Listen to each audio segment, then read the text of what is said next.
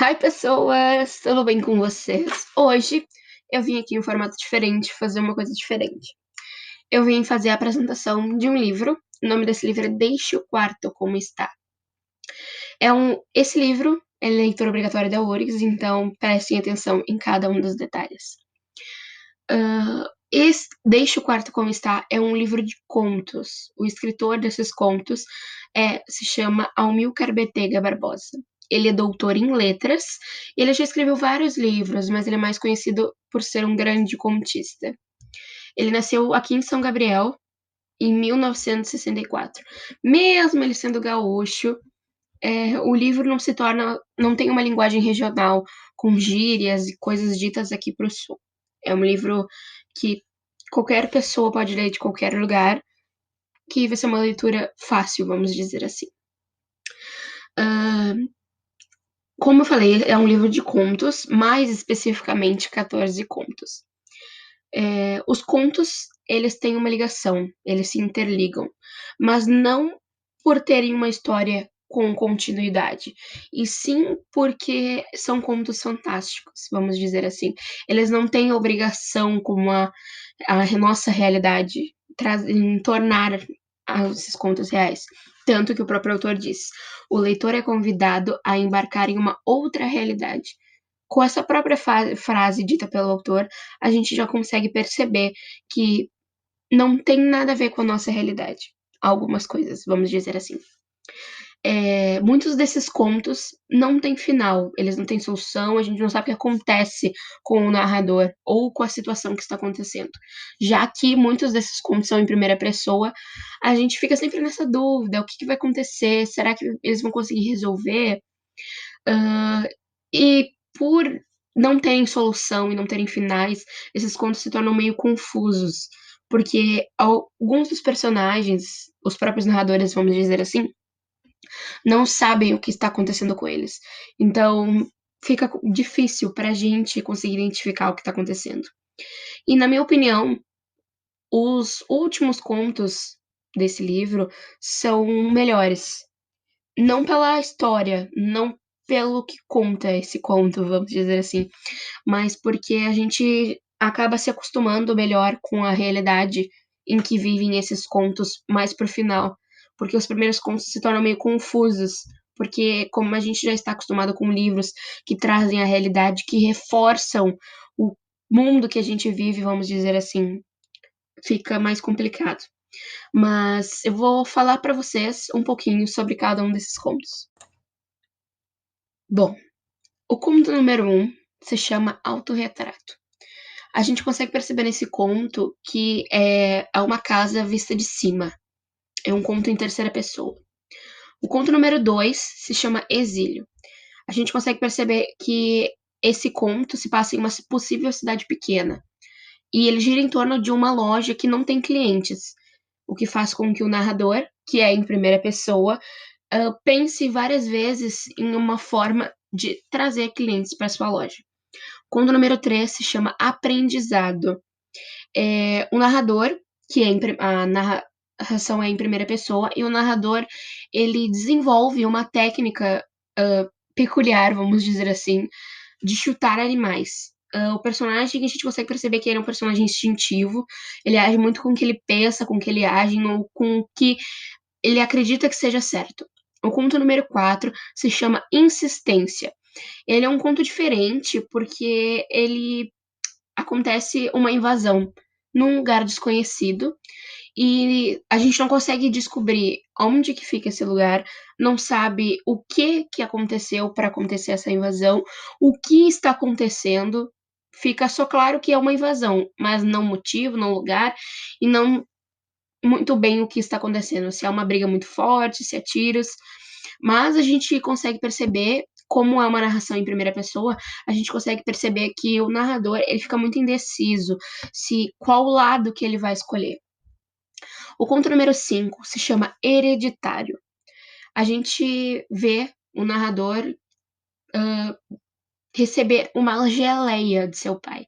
Essa geleia é uma geleia hereditária que fica grudada na mão do personagem, do narrador, no caso. Ela nunca se desgruda, está sempre ali.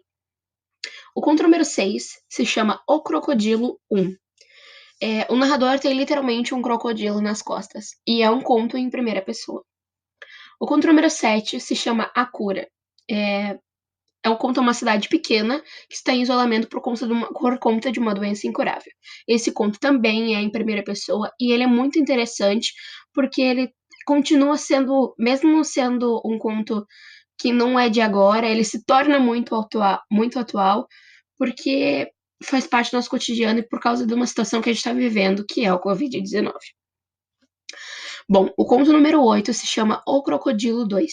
É a continuação do Crocodilo número 1, e a gente consegue perceber que esse conto ocorre um salto temporal.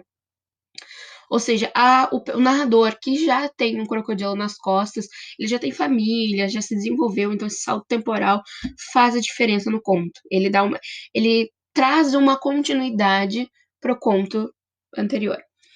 Bom, o conto número 9 se chama O Rosto. Esse conto, ele é muito peculiar porque ele fala de uma casa que muda sozinha. Ela muda sua arquitetura, ela muda o telhado, ela cria quartos, ela cria cômodos, e essa casa se desenvolve um rosto misterioso, uma coisa meio bem misteriosa, vamos dizer assim. E, enfim, o conto número 10 se chama A Visita. É uma casa estranha, com personagens estranhos, e é um conto, continua sendo um dos contos peculiares, porque a gente não entende o porquê essa estranheza toda, e a gente percebe que bem no finalzinho tem uma tortura, é um conto bem peculiar. E ele também é em primeira pessoa. O conto número 11 se chama O Encontro. Esse conto de todos, na minha opinião, é o mais diferente. Ele é um conto em terceira pessoa. Ele é um conto extremamente confuso, na minha opinião, porque ele não diz um lugar, a gente não tem o local que está acontecendo, a gente não entende o motivo desse encontro. São com pessoas desconhecidas, porque a gente não sabe muito bem quem está se encontrando. E como é um conto em terceira pessoa, fica muito mais difícil da gente entender o que está acontecendo. Mas enfim, o conto número 12 se chama A Corrida. Ele é basicamente uma corrida sem fim. A pessoa corre, corre, corre, corre e nunca chega no final. O conto número 13 se chama A Espera. Esse conto é o narrador deixa tudo pronto e esperando uma visita que nunca aparece.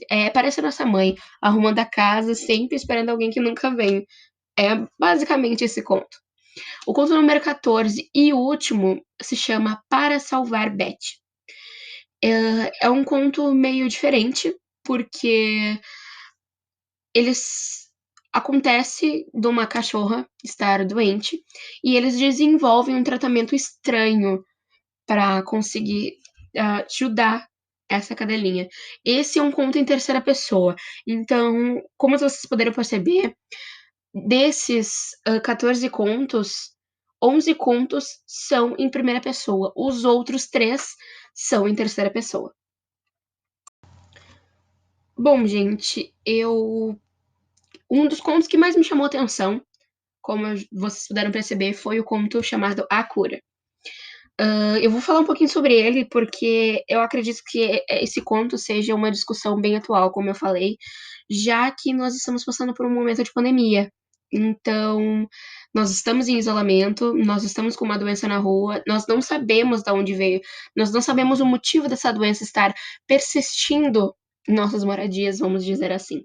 Então, por isso eu escolhi esse conto para falar para vocês um pouco hoje, porque ele é um conto que mesmo todos os contos sendo contos fantásticos, não fazendo parte da nossa realidade, esse de cara é o conto que mais nos traz conforto, vamos dizer assim, por se tornar real aos nossos olhos, tá?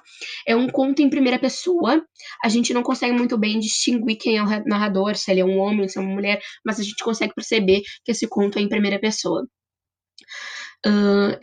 O conto já inicia com essa pessoa, esse narrador, agradecendo a um doutor por não abandonar essa cidade. Porque, como vocês puderam perceber, é um conto onde eles falam de uma doença incurável que ninguém sabe muito bem como ela surgiu, o que acontece. Essa cidade tá com um vírus, como eu falei, é uma cidade com um vírus incurável, e o único sintoma que todo mundo tem nessa cidade é um cansaço. É, a princípio, é só o cansaço, não afeta nenhum órgão, não prejudica a saúde em si. Mas esse cansaço é tanto que as pessoas, quando vão caminhar na rua, elas ficam tão fracas que elas sentam na calçada ou se atiram na calçada e ficam ali por dias e dias e dias, porque elas não têm força para sair do lugar.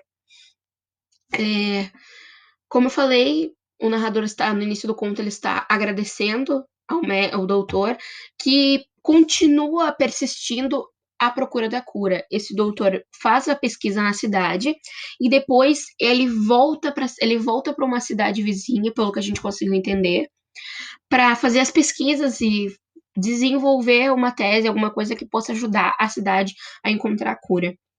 É, a cidade inteira fica muito feliz pelo doutor, o doutor e sua equipe não desistirem da procura da cura. A gente consegue perceber que no meio dessa história, o narrador, ele representa o resto da cidade pela forma com que ele fala. Como assim, como a forma que ele fala? Durante o conto inteiro, ele desenvolve nós. Nós estamos felizes que o Senhor continuou persistindo na cura, nós estamos muito cansados, ele sempre desenvolve falando como um todo, falando em geral. Pelo que a gente consegue perceber, esse narrador tem uma imensa admiração e gratidão por esse médico e sua equipe por não desistirem. Um dos problemas desse cansaço que acaba se desenvolvendo é o fato as pessoas ficarem tão cansadas que não conseguem comer. E isso é que acaba prejudicando ainda mais, porque elas não têm força suficiente nem para mastigar, para piscar os olhos, então isso acaba fazendo com que muitas pessoas morram. E morressem, no caso. E com isso, acaba surgindo muito lixo na cidade, porque as pessoas não conseguem fazer saneamento básico, não conseguem nada, por não terem a força. Como eu falei para vocês, a princípio era só o cansaço, era o principal sintoma. Mas a gente consegue perceber que há um pequeno salto no tempo, assim, porque a gente consegue perceber que há uma segunda fase dessa doença, onde a gente consegue perceber que não é só o cansaço, um dos problemas desse vírus. Ele afeta a memória. Então, esse conto acaba ficando um pouco confuso, vamos dizer assim, porque o narrador, ele não consegue dizer como surgiu esse vírus, apesar de eles estarem tentando descobrir, mas ele não consegue saber se esse vírus sempre existiu, se quem ele é, como ele tá ali. A gente não consegue entender nada porque o narrador, o personagem no caso, ele começa a ter problemas com essa memória. Então a gente consegue ver a degradação que essa doença causa. O número de mortes é tanto que os médicos começam a tentar queimar os corpos dessas vítimas, porque são muitas pessoas, inúmeras pessoas, vamos dizer assim. E como é um procedimento muito custoso, a cremação de um corpo, eles começaram a depositar os corpos no pátio do hospital, o que aumentou a sujeira, aumentou o fedor, aumentou tudo. Já não tinha saneamento básico porque as pessoas não tinham força, não tinham, o cansaço era tanto que não conseguiam desenvolver. Mas isso piorou. O fato dos doutores, dos médicos, resolverem colocar os corpos no pátio do hospital. A gente consegue perceber nesse conto que começa uma chuva. E como a cidade está com muito lixo, essa chuva começa a alagar a cidade, começa a trazer muitos problemas. Então, alguém, que a gente não consegue descobrir quem, provavelmente o médico ou algum prefeito ou alguém de alguma outra cidade próxima, resolve criar um lago, um rio, para dividir, para isolar essa cidade das outras cidades ao redor para o vírus, esse problema não se espalhar. Então, todos os dias, como eu falei, os médicos iam para a cidade ao lado para desenvolver as pesquisas, desenvolver a tese em conta da cura. Todos os dias esses médicos atravessavam um rio e a gente consegue perceber que o narrador, ele mesmo ele fraco, mesmo ele sem força, mesmo ele sem comer, quase morrendo, vamos dizer assim, ele não perde as esperanças de um dia esses médicos, quando atravessarem um rio no dia seguinte para voltar para a cidade, ele ainda tem esperança que esses médicos atravessem o rio com a cura, com uma boa notícia, trazendo que eles conseguiram descobrir o que causou. Mas o conto termina literalmente aí. A gente não consegue saber quando que, se esse vírus foi descoberta a cura, como ele surgiu, a gente não sabe nada. É literalmente um conto sem final. Então, pessoas, espero que vocês tenham gostado desse breve resumo sobre o livro Deixe o Quarto Como Está. Ele é leitura obrigatória da URICS, então eu indico a todos vocês que leiam o livro, mesmo eu tendo dado um breve resumo. Espero que vocês também tenham gostado desse formato diferente que eu vim trabalhar com vocês hoje. E por hoje é só. Obrigada e até a próxima.